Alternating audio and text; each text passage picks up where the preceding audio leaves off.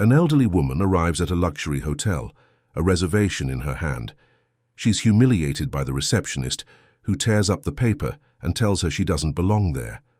Minutes later, the hotel's owner shows up, and he's the elderly woman's son. The twist leaves everyone in shock and reveals who truly doesn't belong. If this story caught your interest, don't forget to subscribe to our channel and tell us what city you're watching from. Let's continue. The interstate bus made its final stop before heading into downtown Manhattan. Helen Miller adjusted the worn leather purse on her lap and gazed out the window at the city she hadn't seen in almost 3 months. The wide avenues, the skyscrapers that touched the sky, the intense flow of cars and people rushing by. Everything here seemed to pulse with an energy she no longer recognized as her own, but that had once been part of her most distant dreams. Dreams she had tucked away somewhere in the past, so her son could achieve his. She carefully descended the bus steps, holding the handrail tightly.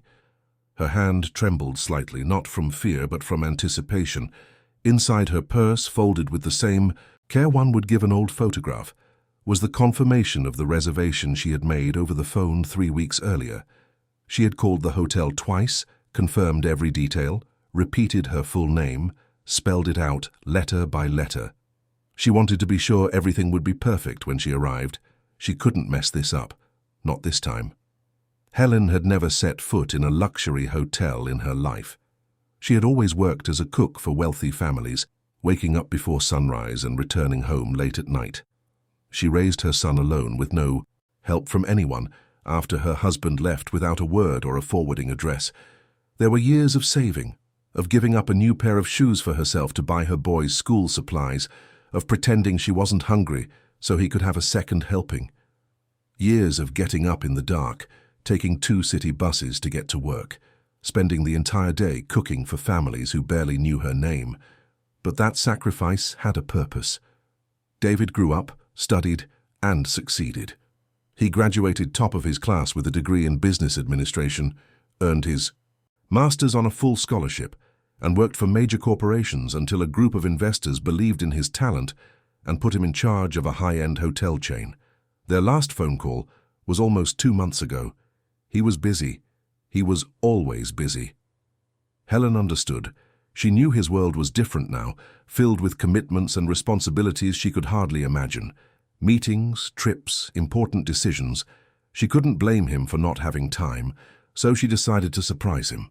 She saved up her earnings from the last few weeks, scrimped on every penny, borrowed her neighbor's phone, and called the hotel she knew was the flagship of the chain where her son worked.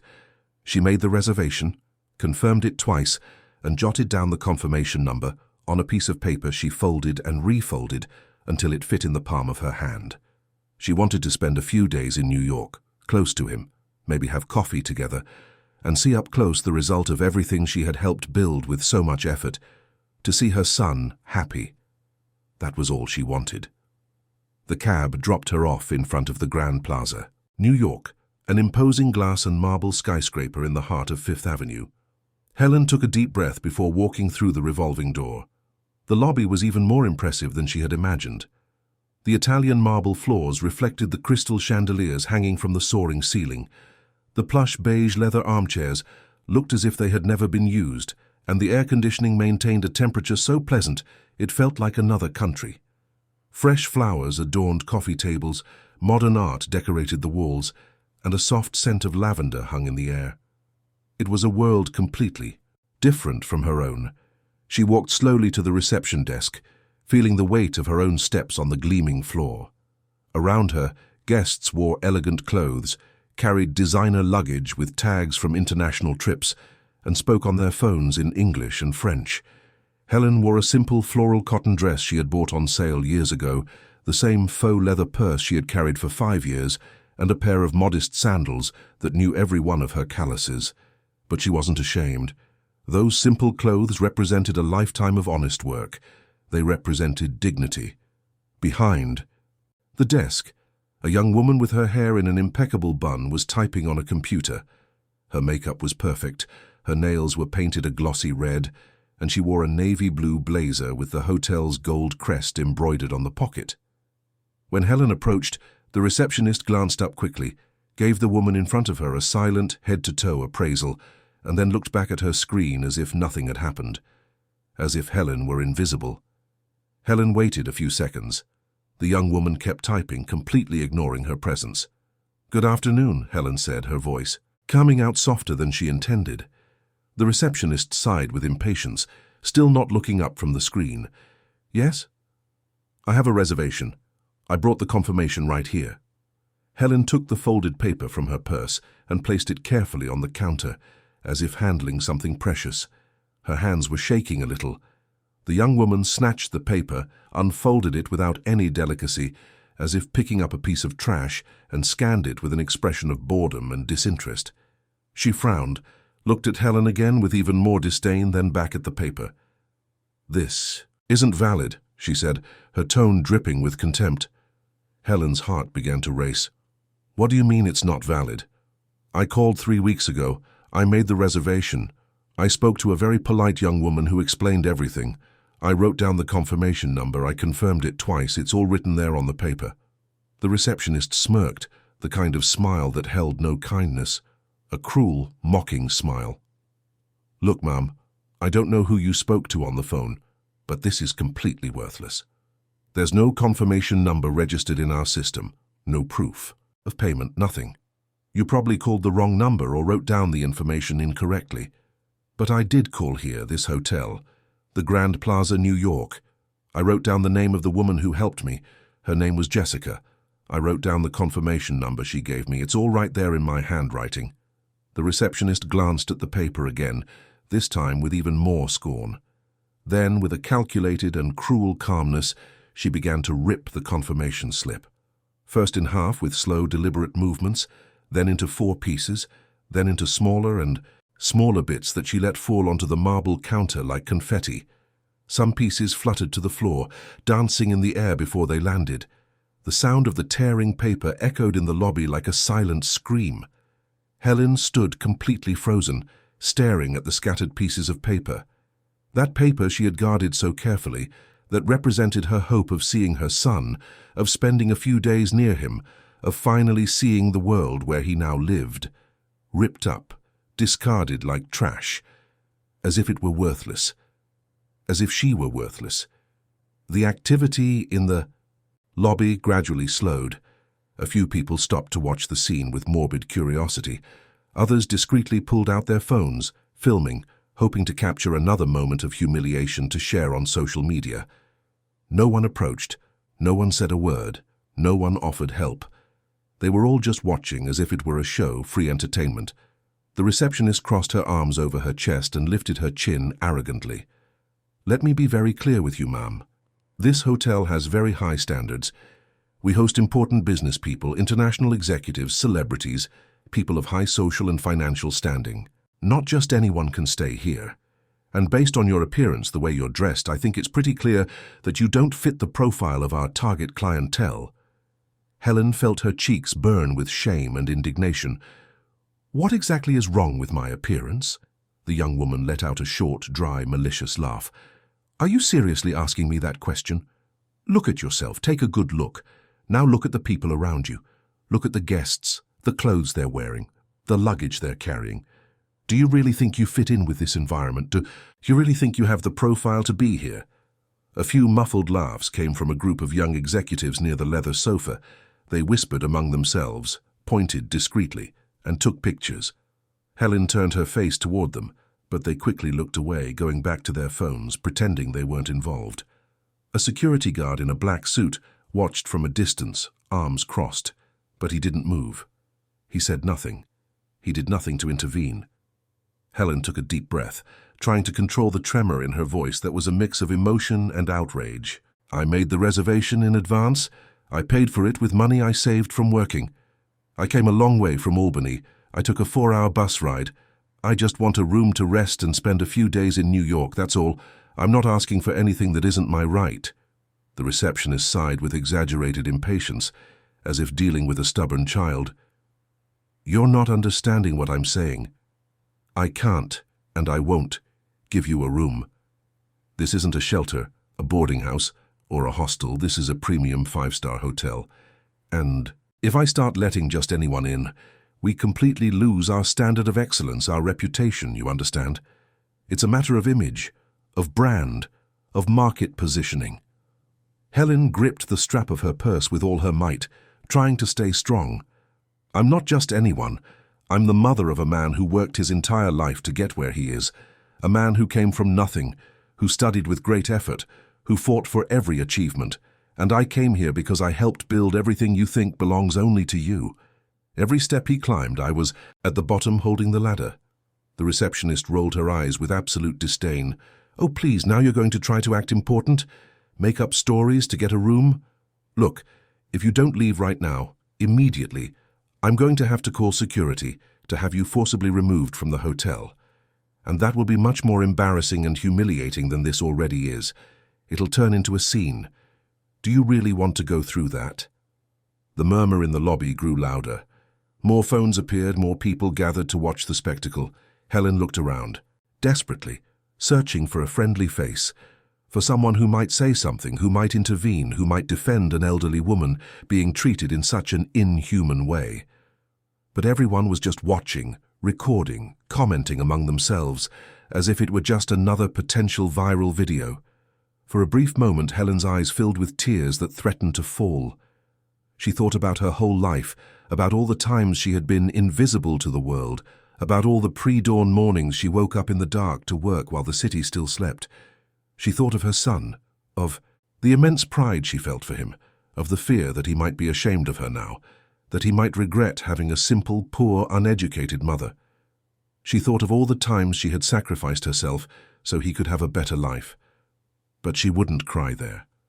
Not in front of all those people. She wouldn't give that cruel young woman the satisfaction. With visibly trembling hands, Helen opened her old purse and took out the old cell phone she carried, a simple device that barely had internet. The receptionist laughed out loud. Who are you going to call, huh? Your boyfriend. The son you made up who's so important. You can call whoever you want, even the police if you prefer. They'll remove you from here just the same, because trespassing is a crime. Helen, completely ignoring the taunts, dialed the number she knew by heart. On the other end of the line, after a few long rings that seemed to last an eternity, the familiar, beloved voice answered. Hello? David, it's me. Your mum. There was a brief pause. Mum, what is it? What happened? Are you okay? Is something wrong? Helen squeezed her eyes shut, trying to hold back all the emotion in her voice that threatened to break. I'm here at your hotel, son, at the Grand Plaza in New York. I made a reservation. I came to visit you, to surprise you. I wanted to see you, my son. But they tore up my confirmation in front of me, tore it up like it was trash. They said I don't have the profile to be here, that I don't fit in. The silence on the other end of the line was heavy, dense, filled with something Helen couldn't quite decipher. It was anger. It was shock. It was pain. She could hear her son's breathing change completely, becoming faster, more intense. Where are you right now exactly, Mum? In the lobby? Yes, son. I'm here at the reception desk, in front of a bunch of people who are filming everything. His voice came out firm, controlled, but with a tone she recognized immediately. It was the same tone he used as a child when someone bothered her on the street, when someone disrespected her on the bus, when he saw an injustice. Stay right where you are, Mom. Don't move from there. Don't move an inch. I'm on my way now. I'm almost there. The call ended abruptly. Helen put the phone back in her purse and looked directly at the receptionist, who was now smiling with absolute mockery, overly confident. Called your boyfriend? Your brother-in-law? Some relative who's going to come pick you up and take you away? Whoever is coming, I personally guarantee that no one, absolutely no one, is going to change the decision I've made. You are not staying in this hotel. Helen didn't answer. She just stood there, firm, holding her old worn-out purse, staring at the pieces of paper scattered on the marble floor. Around her, the lobby continued its chaotic motion, but now every single gaze was fixed on her. Some with morbid curiosity, others with silent pity, many with cruel and absolute indifference.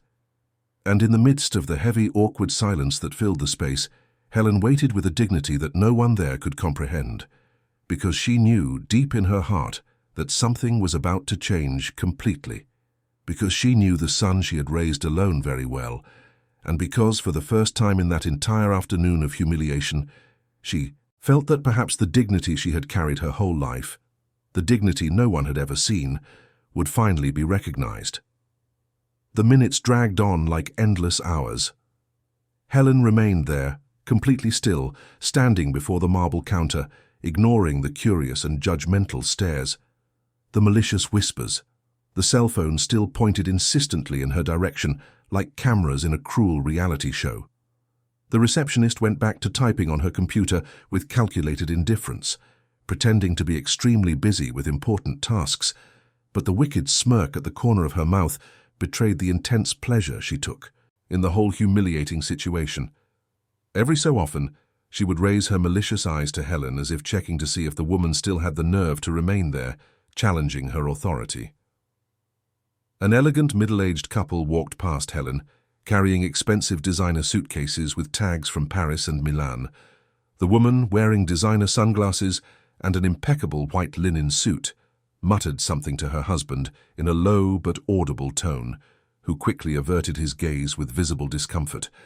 Further on, near the leather armchairs, a group of 3 executives chatted animatedly in British English, laughing loudly about closed deals, completely oblivious to the heavy embarrassment that hung in the air like a toxic fog. The security guard in the black suit remained in the exact same spot as before, motionless as a statue, observing everything without the slightest expression on his hardened face. Helen breathed slowly and deeply, trying to maintain the calm she had learned to cultivate over decades of adversity. Inside her chest, her heart beat erratically and fast, but she wasn't going to show weakness to all these people. Not after everything she had already faced alone in life. She clearly remembered when David was only 7 and came home from school crying inconsolably because a cruel classmate had said in front of everyone that he didn't have a father, that he was the son of a single mother, that he was poor. She had knelt down carefully to his level that day, held the boy's small face in her calloused hands and said firmly, "You have me, and that is infinitely more than enough for anything in this life. Never, ever lower your head for anyone, son." And there, in the middle of that luxurious and cold lobby, surrounded by people who judged her cruelly just for the simple clothes she wore and the old purse she carried, Helen held her head high with the same dignity from that distant day. Outside the hotel, on bustling Fifth Avenue, a black luxury sedan with tinted windows screeched to a halt in front of the main entrance. 2 tall, strong men in dark suits and military posture got out of the vehicle quickly, one of them speaking urgently into the earpiece in his ear. The back door opened with authority, and David stepped out with firm, determined strides, his jaw clenched, his face set, in a tense expression that mixed deeply contained anger and intense concern. He was 32, with broad shoulders inherited from the grandfather he never knew, black hair cut with military precision, and an impeccable Italian charcoal grey suit that cost more than many people earned in a year. His dark, piercing eyes, genetically inherited from his mother, now carried a hardness and intensity he rarely showed in the corporate world. David had learned from a very young age, on the tough streets of Albany and later in competitive universities, that the business world demanded an impeccable demeanor, absolute emotional control, and calculated strategy. But absolutely nothing he had rigorously learned in years of expensive college, in countless sophisticated corporate trainings, in hundreds of tense meetings with millionaire investors, had prepared him in the slightest for the devastating phone call he had just received from his own mother. He strode through the revolving glass door and entered the spacious lobby like a controlled hurricane. His trained eyes scanned the environment quickly, methodically, until they finally found the small, fragile figure of his mother standing alone, clutching that old, worn-out purse with both trembling hands. The world around him seemed to slow down completely, as if in a slow-motion movie. David saw with absolute clarity the raised cell phones, the curious and cruel stares, the pieces of paper shamefully scattered on the marble floor, and he saw, above all else, the expression on his mother's tired face, that devastating mix of unshakable dignity and deep sadness that he knew so intimately well from childhood. People gradually began to notice his imposing arrival. Some immediately recognized the face that frequently appeared in major business and finance magazines. Others simply sensed the magnetic and powerful presence, the natural posture of someone absolutely accustomed to commanding environments and people. The murmur in the lobby grew exponentially. The receptionist looked up from her computer screen, and for the first time since Helen arrived at the hotel, the arrogant confidence on her young face visibly faltered, giving way to something that looked like fear. David walked straight and determinedly toward his mother, completely ignoring everyone else. When he got close to her, his harsh expression softened perceptibly for a brief, tender moment. "Mom, are you okay? Did they hurt you?" Helen nodded, her eyes welling up but still firm, her voice controlled. "I'm fine, son. I just wanted to see you, that's all, nothing more." David lightly touched her shoulder with infinite gentleness, a subtle but deeply protective gesture that did not go unnoticed by anyone in the lobby. Then he turned slowly toward the reception desk, his face hardening completely again. The receptionist was now visibly pale, her fingers trembling over the computer keyboard, her breathing shallow. She opened her mouth a few times to try to say something that might save her, but no coherent sound managed to escape her dry throat. "Who exactly tore up my mother's reservation?" David's deep voice came out low, extremely controlled, but with an immense weight and natural authority that made the entire lobby fall instantly and completely silent. The receptionist swallowed hard, her voice coming out thin and shaky. "Mr. Miller, I had no idea. I had no idea she was your mother. She arrived without any proper identification. The reservation simply wasn't in our computer system, and I was just strictly following the hotel's standard protocol for cases like this to—" David raised his right hand firmly, cutting her off immediately. "I didn't ask what you followed or didn't follow. I specifically asked who tore up my mother's reservation. Who did this?" "I did, sir, but please let me explain." "And why exactly did you do that? Why did you tear it up?" The receptionist desperately tried to regain some professional composure, but her voice continued to come out completely shaky and insecure. "As I was trying to explain, sir, the reservation wasn't registered in our system, and the hotel has a very strict standard of excellence that must be maintained.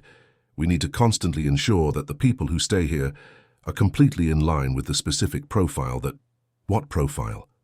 David took a firm step forward, his dark eyes fixed intensely on the terrified woman.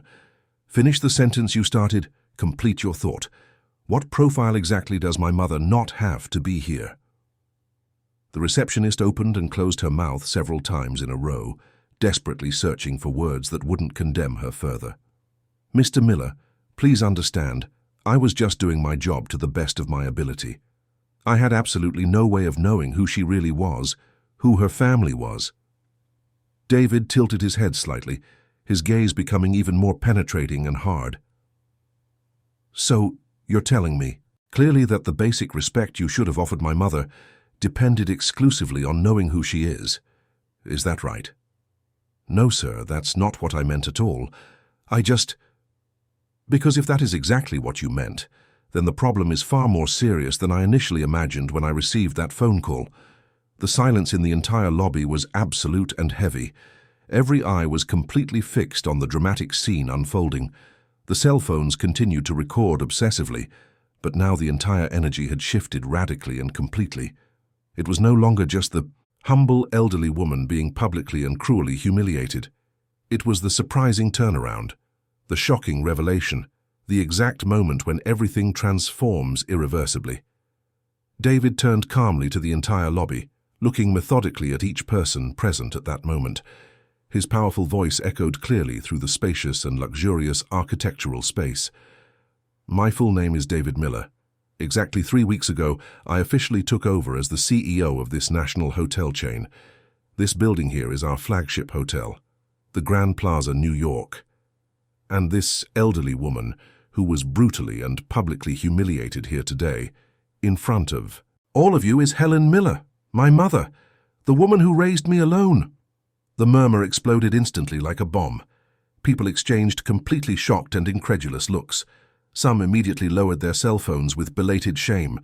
Others continued filming compulsively, but now with a completely different intention, already thinking of the inevitable viral spread. The receptionist put both trembling hands over her open mouth, her face turning completely white as a sheet. David continued in a firm, emotional voice. My mother worked tirelessly her entire life as a cook for upper-middle-class families. She would wake up religiously at 4 in the morning, take 2 crowded buses and return to our humble home at 10 at night completely exhausted. She raised a son alone, with no financial help, no privilege, nothing but her own unshakable willpower and absolute determination. She gave up absolutely everything, every personal dream she had, so that I could have the chance to study, so that I could have the opportunities she never, ever had in her life. He paused deliberately and heavily, letting each word weigh intensely on everyone present. And do you know what she did when she finally managed to save some money?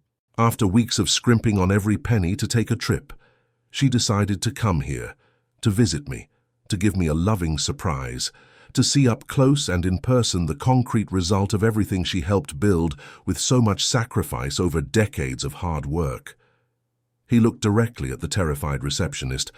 And what exactly did she find here? Absolute contempt, public humiliation, an employee who deliberately tore up her reservation in front of dozens of people, who cruelly told her she didn't have the profile to be here, that she didn't fit in with the standards of this luxury hotel in the slightest. The receptionist tried to speak desperately, her voice coming out in a barely audible thread. Mr. Miller, please, I beg you. I didn't know. David turned to her with fire in his eyes. Exactly. Perfect. You didn't know. And that is precisely where the central and most serious problem lies.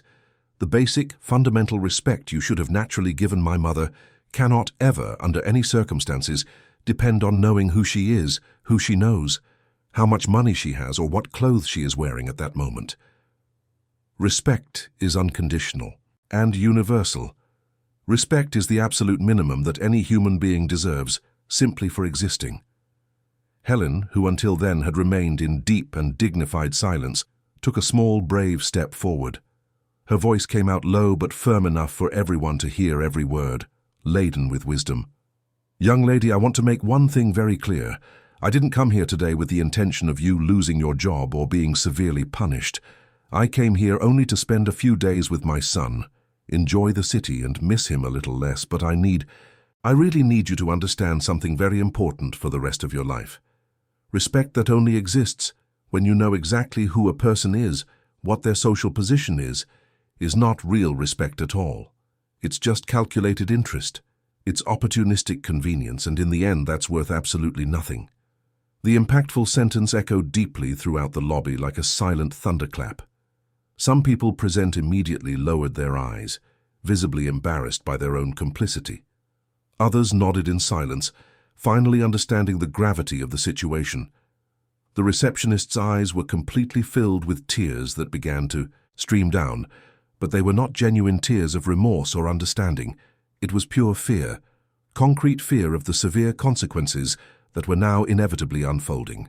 At that exact and dramatic moment, the discreet side door of the lobby opened with authority. An elegant elderly man with completely white, well-combed hair and a classic, impeccably tailored suit entered, walking slowly, closely followed by 2 serious-looking directors. It was Walter Davis, the respected founder of the entire hotel group, the visionary man who had discovered David's raw talent years ago and meticulously prepared him to take full command. He walked, with measured steps, to the exact center of the lobby, observing the entire tense scene with a grave and heavy expression. David, Walter said in a measured voice, greeting him respectfully with a nod. I came personally to oversee the final official transition of command. I certainly did not expect to find such a serious situation here. David took a deep breath, controlling his emotions. Mr. Davis, this is my mother, Helen. She came from Albany to visit me and was treated in a completely unacceptable way that I simply cannot and will not accept or tolerate. Walter Davis approached, Helen with slow, respectful steps, extending his wrinkled but firm hand. The old businessman's clear blue eyes conveyed genuine sincerity. Mrs. Miller, it is an immense honor to meet you in person. David has always spoken of you with such deep pride over all the years we've worked together. I am so very truly sorry for what happened here today. This is absolutely unacceptable and inadmissible. Helen shook his hand gently, surprised by the unexpected kindness of such an important man. Thank you, sir, you're very kind. Walter turned to the reception desk, his gaze becoming stern and heavy. This hotel was built with a lot of hard work over decades, with the sweat and tears of people who woke up early every day, who fought tirelessly, humble and hard-working people like Mrs. Miller here. And if there's one thing I have never in my entire life accepted or tolerated, it's gratuitous disrespect. It's unjustifiable prejudice. It's someone arrogantly thinking they can judge the intrinsic worth of another person based solely on superficial appearance. He paused significantly, looking intently around the entire lobby. David is now in absolute command of this operation, and the final decision is his alone. But if it were up to me to decide, I would already know exactly what to do at this moment. I would already know the appropriate measure. David nodded gravely, his jaw still clenched with tension. Mr. Davis, the decision has already been made. There's nothing more to think about or deliberate. He looked directly and fixedly at the terrified receptionist. You are officially fired, for cause, and I want this to serve as a clear and unequivocal example to everyone here present and to all employees of this chain. In this hotel, in any hotel in this entire chain, there will be no room or tolerance for humiliation of any kind, for institutionalized prejudice, for systematic disrespect of any sort. The receptionist began to cry copiously, sobbing loudly, but no one around moved in the slightest to try to console her.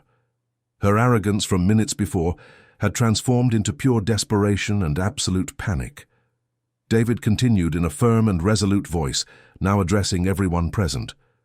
And to all of you, who stood here watching everything in complicit silence, obsessively filming with your cell phones, laughing cruelly without doing absolutely anything to intervene or help, I want to make one thing crystal clear. When you passively watch an obvious injustice and do nothing, when you cowardly stand by, you are also choosing a specific side, and it is definitely not the right or just side. The weight of his words fell upon the lobby like molten lead, heavy, dense, suffocating. Some people present immediately put their phones away in their bags and pockets, visibly ashamed of their own passive complicity. Others simply left the area quickly, unable to directly face their own moral cowardice reflected in that public mirror. David finally turned completely to his mother and offered her his arm with infinite gentleness. Come, Mum, I'm going to take you to the best suite in this entire hotel right now. You're going to get some proper rest after that tiring trip, and tomorrow morning we'll have breakfast together on the balcony. As it should have been from the start, without all this unnecessary humiliation.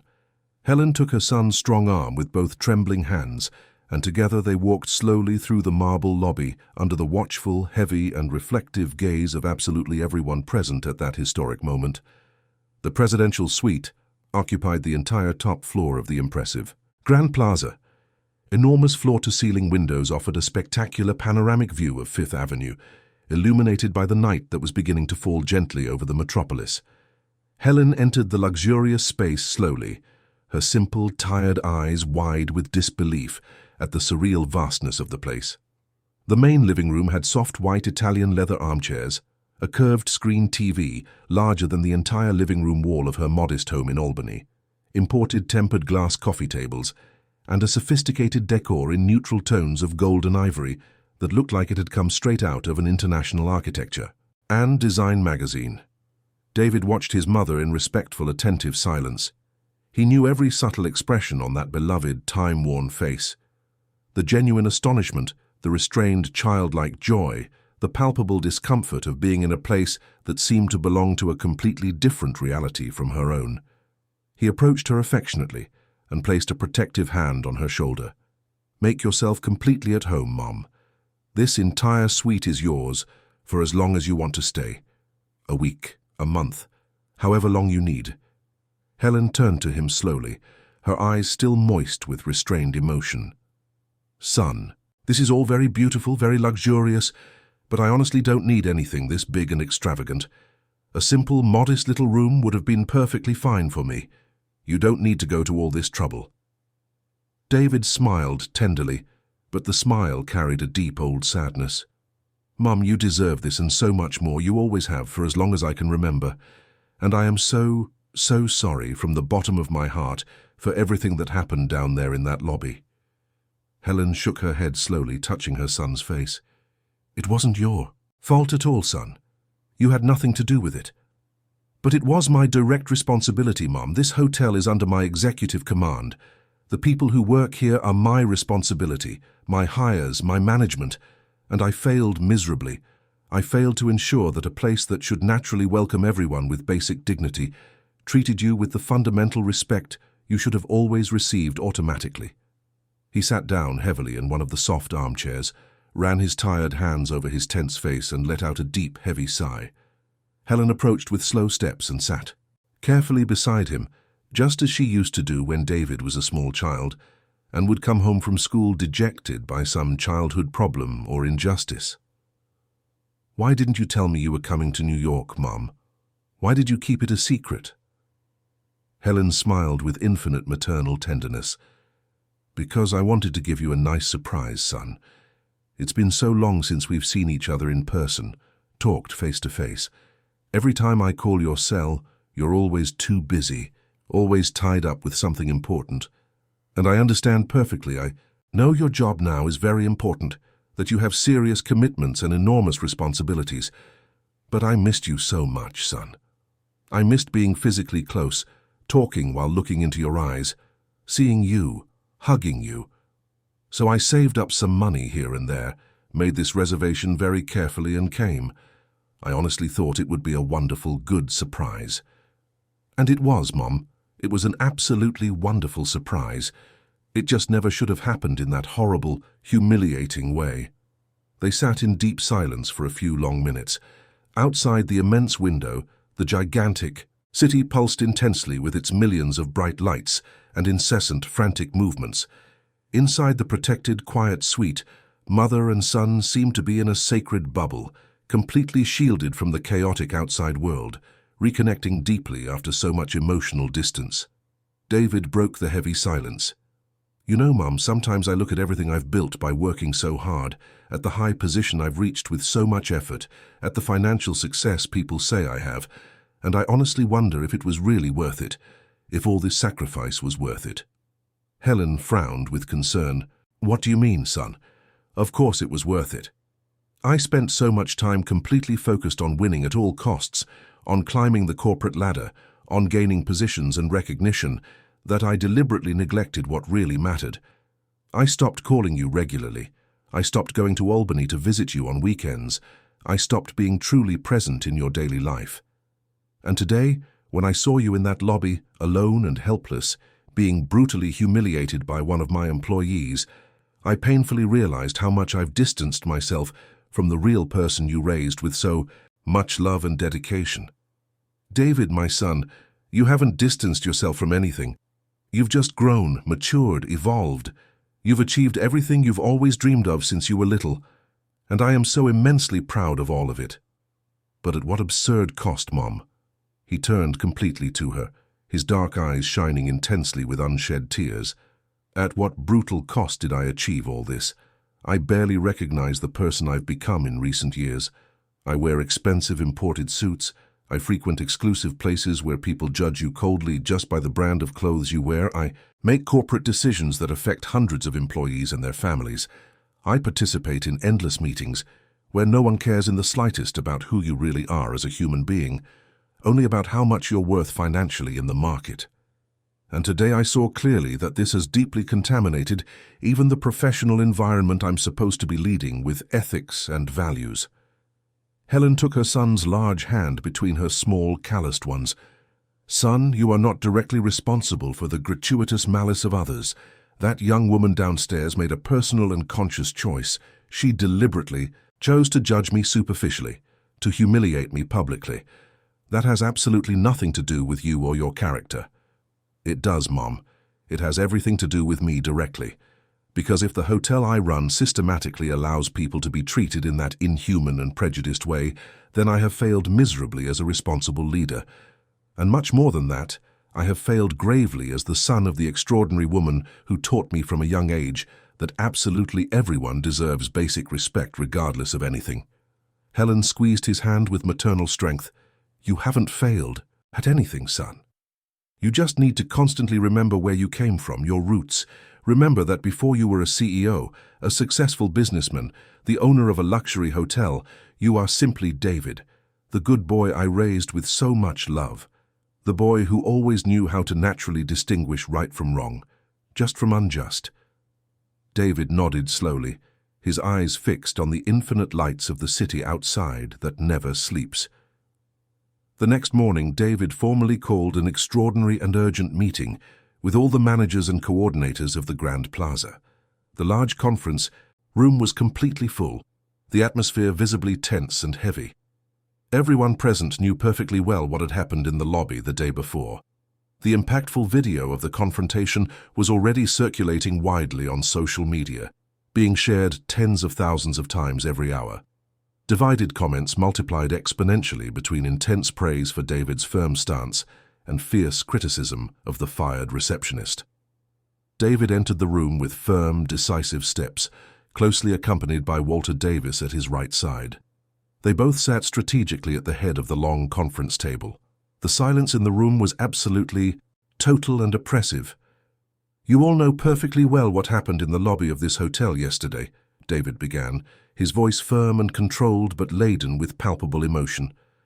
My mother was brutally and publicly humiliated in this establishment that should be synonymous with hospitality and respect. An employee under my supervision deliberately tore up her reservation in front of dozens of people, cruelly told her she didn't have the right profile to be here, and treated her with absolute contempt and calculated disdain.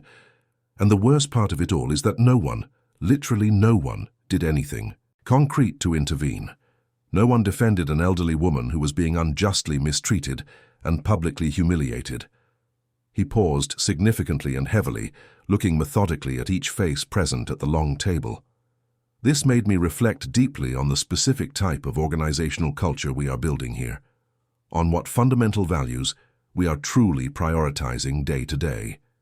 And I came to a painful but necessary conclusion. We have failed collectively, all of us, without exception.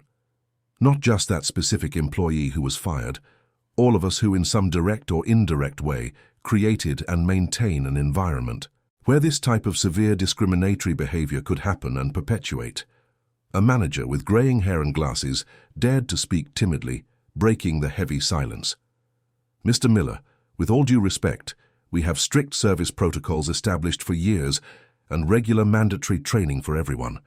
That specific employee's attitude was an isolated incident, a one-off case that doesn't reflect our organizational culture as a whole. Was it really isolated? David leaned forward in his chair, his gaze becoming even more penetrating and questioning. Then explain to me with all sincerity why absolutely none of the other employees present in the lobby did anything concrete to stop it. Why the security guard on duty stood there completely still, watching everything without moving. Why no one, absolutely no one there, had the basic courage or elementary decency to say that what was happening was completely wrong and unacceptable. Absolute and awkward silence took over the room again. I'm going to be extremely clear and direct with all of you here. Starting today, this hotel will undergo a profound and radical transformation, not just in bureaucratic operational procedures, but fundamentally in its organizational culture, in its core values, in the way we treat every single person who walks through that main door. And that necessarily starts with each of you sitting at this table. Walter Davis spoke up in a measured, reflective voice.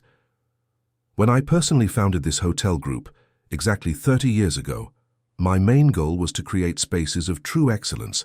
But genuine excellence isn't just imported marble on the floor, Czech crystal chandeliers on the ceiling, or expensive Egyptian cotton sheets on the beds. True excellence is treating every human being without any exception with fundamental dignity. It's understanding deeply that true, authentic luxury lies in unconditional respect, in sincere kindness, in preserved humanity. He looked intently around the room, making eye contact with each person. David is absolutely right in everything he said. We have gravely lost our way over the years. We became excessively focused on catering to a certain type of wealthy clientele, on rigidly maintaining a certain superficial aesthetic standard, that we completely forgot that the true standard is human, it's ethical, it's moral. And that needs to change radically, starting today. David spoke again with unwavering determination. We will immediately implement new mandatory training, not just on technical and bureaucratic procedures, but primarily on genuine empathy, on unconscious bias and its manifestations, on how to promptly identify and effectively combat discriminatory behaviors of any nature. We will completely review our hiring and selection processes to ensure we are bringing in people who truly share these fundamental values. And we will create direct and protected channels so that any employee can report inappropriate situations without any fear of retaliation or persecution. A young coordinator hesitantly raised her hand. And the employee who was fired yesterday, sir? Is there any possibility of reconsideration? David took a deep breath, controlling his intense emotions. The termination is final, for cause proven and documented. But I want to make it absolutely clear that I take no personal pleasure or revenge in this. I'm doing it because it is necessary and urgent, because that specific behavior cannot be tolerated or normalized in any way. But I also humbly acknowledge that she is a direct product of the system we created and nurtured. And for that very reason, all of us here bear our considerable share of responsibility for what happened. The meeting extended for another 3 intense and productive hours. New operational protocols were discussed in detail, permanent diversity and inclusion committees were created, confidential reporting and ombudsman channels were established, and employee evaluation and promotion processes were completely overhauled. When the meeting finally ended, David left the room completely exhausted, physically and emotionally, but with the comforting feeling that he had taken the first concrete step toward real and lasting change. Back in the luxurious presidential suite, he found Helen on the spacious balcony, observing the immense city that stretched as far as the eye could see. She turned immediately when she heard the door open and smiled upon seeing her son. "How was the long meeting, son?" "Productive." "Exhausting. Necessary." He approached slowly and stood beside her, leaning on the railing. "But extremely productive, too. We're going to change a lot of things here, Mom. For real." Helen smiled with visible maternal pride. "I always knew you would make a real difference in the world, David. Ever since you were a little boy, I saw it clearly in you. That natural ability to genuinely care, to fight for what is right and just." David looked at his mother with infinite tenderness. "I learned by watching the best teacher possible." They stood there side by side in comfortable silence, just watching the metropolis that never sleeps. And for the first time in many years, David felt deeply that he was on the right path. Not just as a successful executive, a corporate leader, a renowned businessman, but primarily as a person of integrity, as the son of the extraordinary woman who taught him that true greatness is not in what you materially achieve, but in how you treat people along the way. The following weeks were intense and transformative. David hired a renowned consulting firm specializing in diversity and inclusion to completely overhaul the corporate training. All employees, absolutely everyone without exception, from senior managers to the cleaning and maintenance staff, participated in extensive workshops on unconscious bias, authentic empathy, and truly humanized service. The resistance was significant and vocal at first. Many older employees thought it was an unnecessary overreaction, just a temporary emotional response to what had happened. Some openly complained that it was a waste of time, that they should be focused on more practical operational tasks. But David was absolutely firm and inflexible. In one of the general meetings with the entire team assembled, he made it crystal clear. "I know perfectly well that some of you think we are exaggerating absurdly, that we're making a lot of noise and spending resources because of a single isolated incident. But I need you to understand something fundamental. What happened to my mother was not an isolated case at all. It was just the visible tip of the iceberg. It was just the exact moment when something that probably happens with worrying frequency became publicly visible, but that no one clearly sees, no one conveniently films, no one formally reports." He paused significantly, scanning the entire auditorium with his gaze. "How many times has someone been mistreated in here and we simply didn't know because it didn't go viral on social media? How many times has someone been prejudicially judged for their physical appearance, their simple clothes, their different regional accent, and simply accepted it passively because they thought that's just how the world works? How many painful stories like my mother's have happened here without anyone ever knowing or caring? The heavy silence in the room was almost palpable and suffocating. That's why we're doing all of this with total seriousness, not because of a video that went viral on social media, not because of the negative press, but fundamentally because it is the ethically right thing to do. Because if we truly want to be a hotel of genuine excellence, we must necessarily start with excellence in basic human treatment.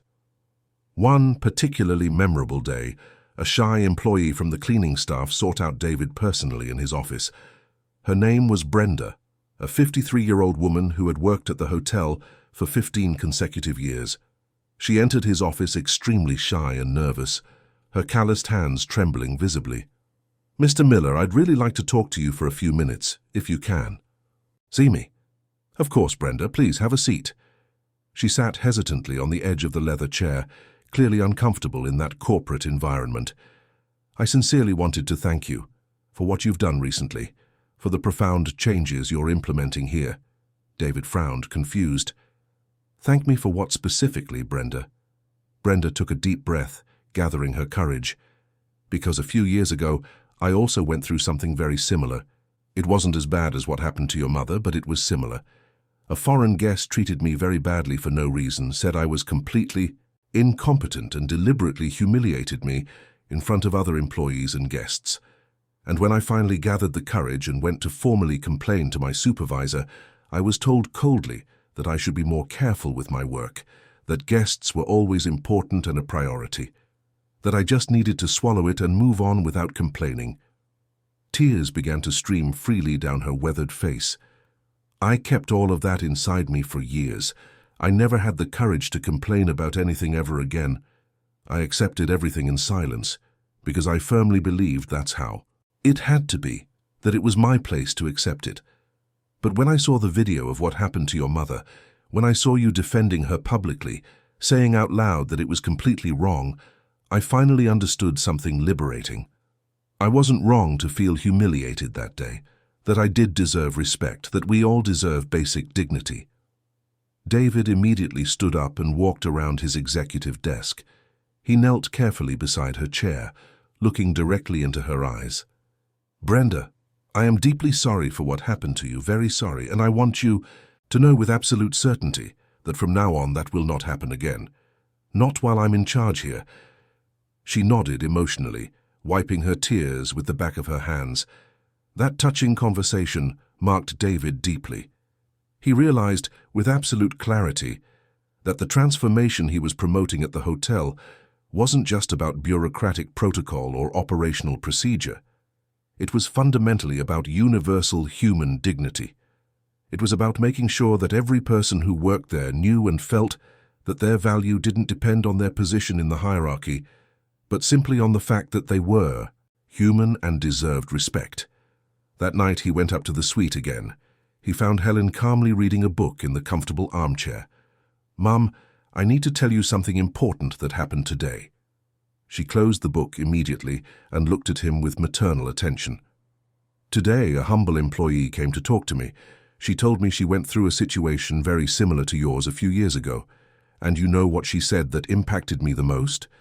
That when she saw the video of what happened to you, she finally understood that she deserved respect, that she had value." Helen smiled with a deep old sadness. "So my public humiliation served some positive purpose in the end." David shook his head vehemently. "No, Mom. You should never have been humiliated for other people to finally understand they deserve basic respect.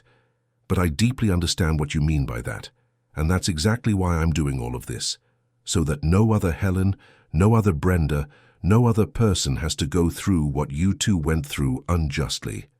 He sat thoughtfully beside her. "You know, Mom, during all those years focused exclusively on professional growth, I honestly thought I was honoring the immense sacrifice you made for me. I thought that achieving high positions, making a lot of money, having recognized success was the only way to repay everything you did. But I was completely wrong in that premise." Helen frowned. "How are you wrong, son? The real way to honor your sacrifice isn't by conquering important titles or accumulating material wealth. It's by being a better person every day. It's by using the position I've reached to make a concrete and positive difference in other people's lives. It's by ensuring that no one else is treated the way you were treated that horrible day." Helen placed her wrinkled hand on her son's face with infinite tenderness. "You've always been a good person, David. Since you were very little. You just needed to remember that, to reconnect with it." 2 whole months had passed since that momentous day in the lobby. Autumn was beginning to color New York City with soft shades of yellow and orange, and the city seemed to breathe with a different rhythm, softer, more reflective and contemplative. Helen had finally returned to her simple home in Albany, but the relationship between mother and son was completely transformed and renewed. David called religiously every single day, visited his mother on weekends whenever possible, and for the first time in years, he genuinely felt he had a real family, not just a distant nostalgic memory of who he used to be. At the Grand Plaza, the implemented changes were beginning to bear visible and concrete fruit. The atmosphere among the employees was noticeably different. There was more mutual respect, more genuine empathy, more humanity in daily interactions. The training continued regularly, the committees worked actively, and little by little that hotel was becoming not just a place of superficial luxury, but fundamentally a place of human dignity. The video of the confrontation in the lobby had gone viral across the country, accumulating an impressive 15 million views. Passionate comments multiplied exponentially, heated debates filled news pages, and social media influencers fervently opined on the case. David was invited for several interviews on television shows and popular podcasts.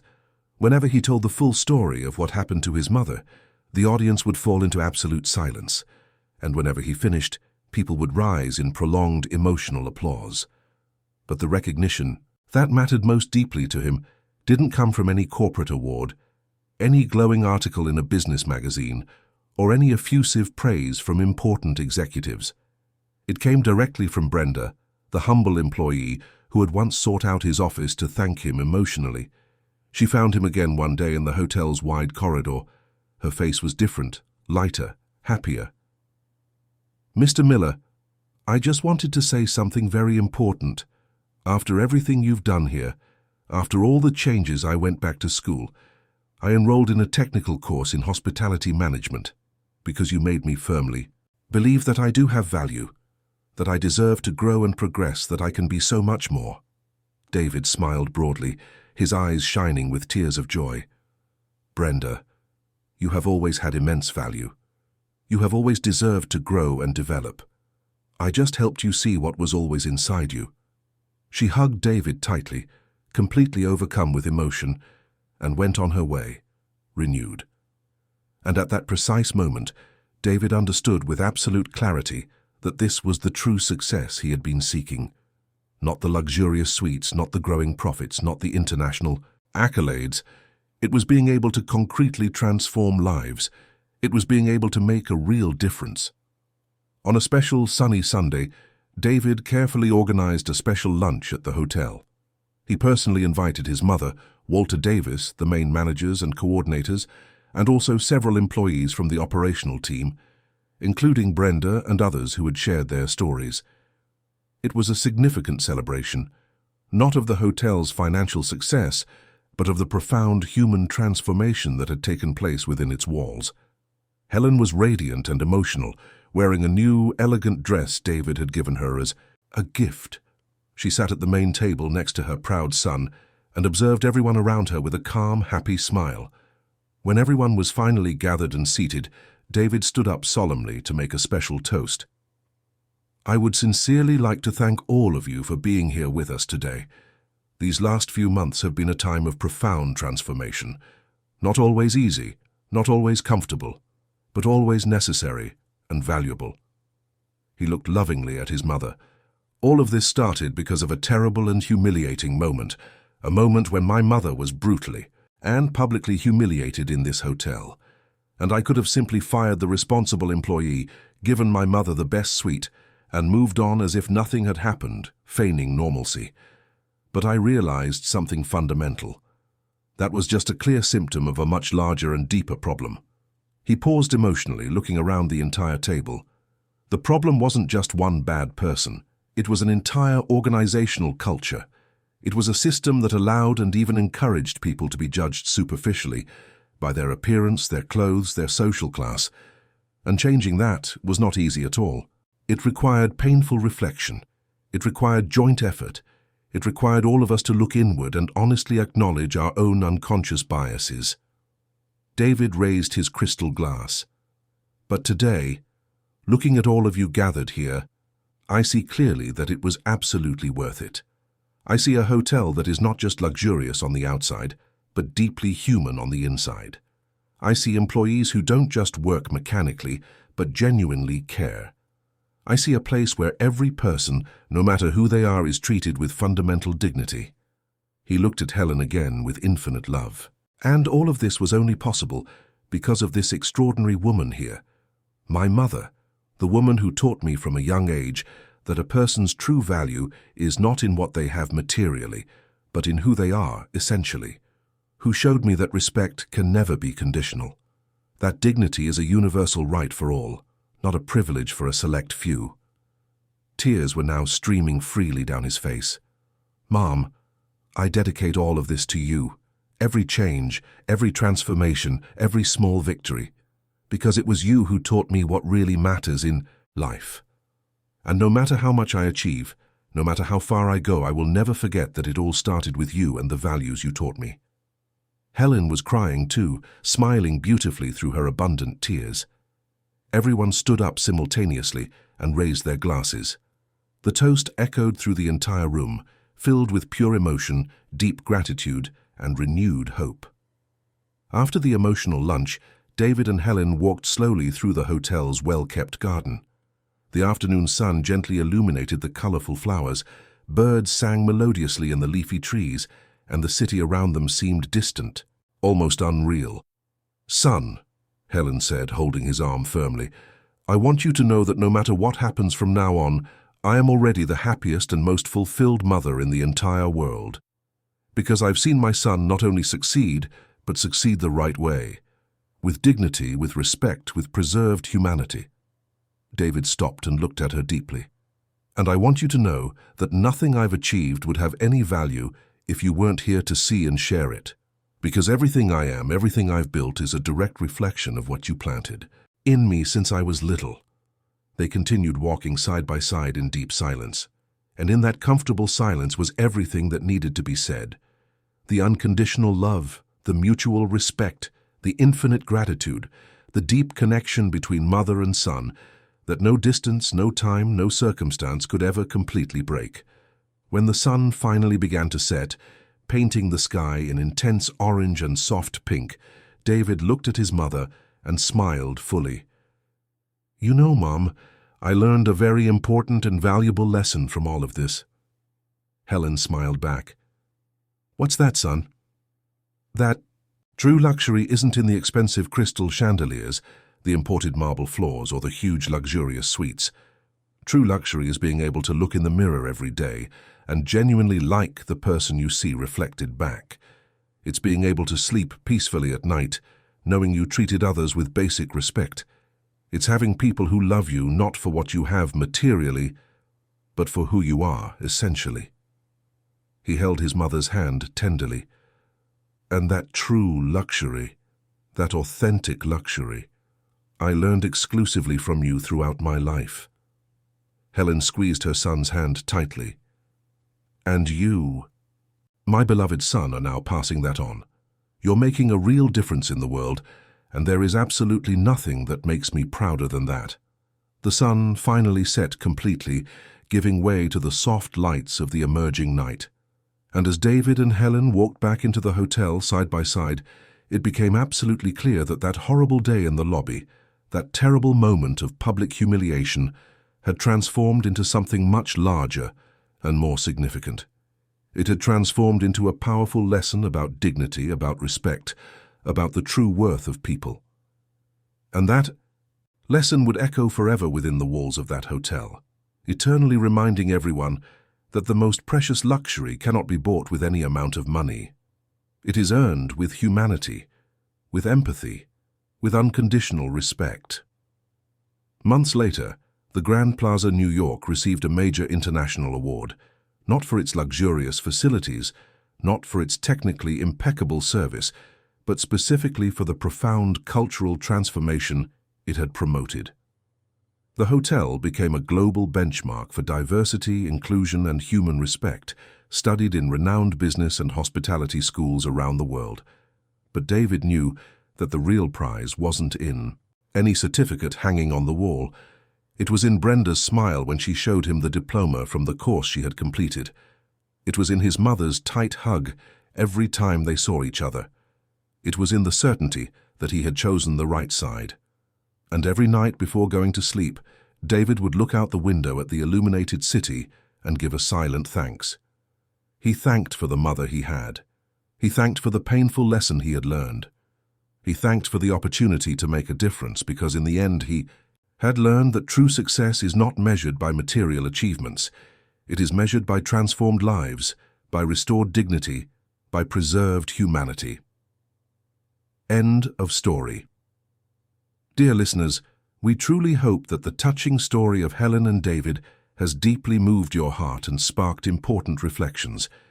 If you were moved by this intense journey of humiliation, redemption, and unconditional love, please leave a like, subscribe to the channel, and tell us in the comments which moment struck you the most and why. Was it when Helen maintained her firm dignity in the face of cruel humiliation? When David defended his mother with unwavering love and firmness? Or when the transformations began to make a concrete difference in the lives of others like Brenda? Every day we bring intense and deeply emotional stories like this one, which reveal the deepest and truest side of the human soul and make us reflect on respect, dignity, and the values that truly matter in life. Your presence here makes all the difference to us. We eagerly await you in the next episode with a new story that will deeply stir your heart and your conscience.